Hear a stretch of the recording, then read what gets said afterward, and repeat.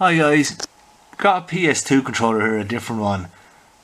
The last PS2 controller video I did, it had the classic problem where the center, these work, these buttons here work, and none of the other buttons work. This one, I don't know if you can see it on the screen, is randomly flicking buttons, it's done other things as well, but it all seems to be quite random. It's probably the same issue though, it's probably that same board. When you put this one into a console, you get the same thing, the start button is kind of working, and everything else is flicking kind of randomly. So I'm going to do the same fix again and see will this fix a console that's doing this sort of problem with random firing buttons. If you just want to see how to fix one of these, I have an old video, I'll link it here. Go watch that video if you want to find out how to do this, because I'm going to blast through this one quicker where I won't go through the steps as in detail. So if you just want to find out how to fix a controller where all these buttons are working, check that other video out. Okay, I've already removed the screws from this to save a bit of time.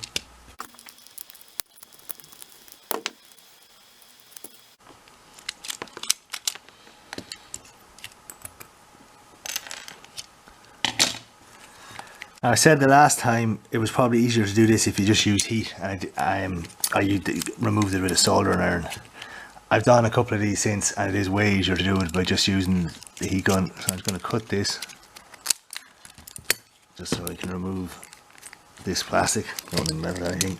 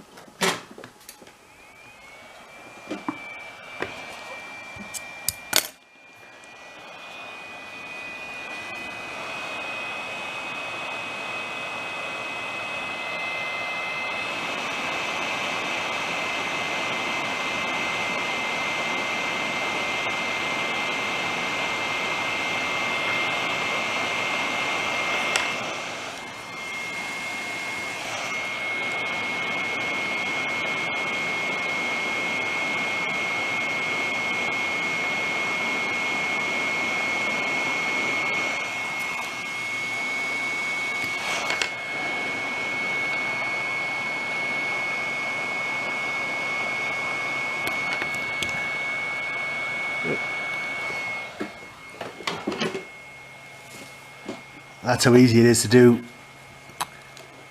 when using heat. The heat gun, it was a lot harder the last time using the soldering iron, so that's definitely the way to go with that.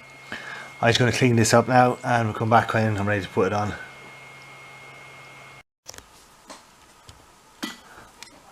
Okay guys, popped on the new connector, popped this in the new file.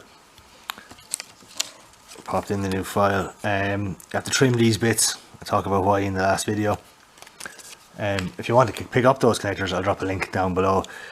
I didn't show soldering that, and it's all in the last video if you want to go check that out. Definitely go with the heat. The heat gun is definitely the way to get these off. It's so much easier. So I'm going to pop the back on now and go back and check and see if that made any difference. Here we are back at the laptop. I see this controller is now working fine. This controller was behaving different than was behaving different than the last controller, which had the classic, these bits worked, the middle bits and all the outside buttons weren't working. This controller had random buttons going, but it was being caused by that conductive film again. I think that shows that a lot of the issues that are starting to happen to these old PS2 controllers is that conductive film breaking down. Okay guys, that's it for this one. Thanks for watching.